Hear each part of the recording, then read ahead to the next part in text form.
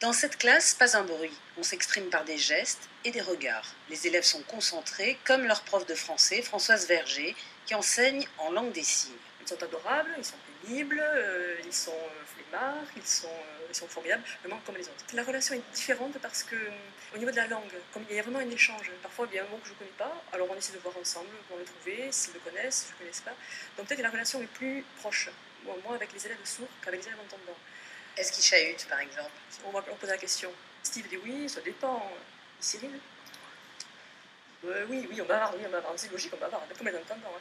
J'ai beaucoup de plaisir à enseigner aux élèves sourds, comme ça directement en langue dessinée. Je me rends compte que ça les aide à se construire, à progresser, pas seulement au niveau du français écrit, mais aussi sur leur personnalité. Vraiment, je sens que c'est très positif et je suis très, très contente de cette situation et de mon métier. Vraiment. Le spot rouge au-dessus du tableau clignote, c'est l'heure de la récré. Cyril, Sandy et Steve se retrouvent dehors avec les entendants, comme Léo, 17 ans. Je les vois tous les matins dans le bus et ils sont comme les autres. Ils vont au self, ils vont en cours dans les mêmes salles que les autres, ils ont des professeurs, même s'ils ont un interprète à côté dans leur classe, ils sont comme les autres élèves, ils suivent le même cursus. Moi, j'ai fait un cours de boxe française avec eux et ils suivent relativement bien les cours et ils comprennent vraiment ce qu'on leur dit. Avec les gestes, en fait, on se comprend bien et ça se passe sans problème. La langue des signes est reconnue en France depuis 2005. Jusque-là, les sourds-muets étaient formés à l'oralité, au risque d'être pas ou mal compris. Vincent Claudet, père de Cyril, 17 ans, élève sourd de première S, n'a pas hésité à quitter Marseille pour donner une chance à son fils. Nous sommes venus pour son entrée au CP il y a un peu plus de 10 ans.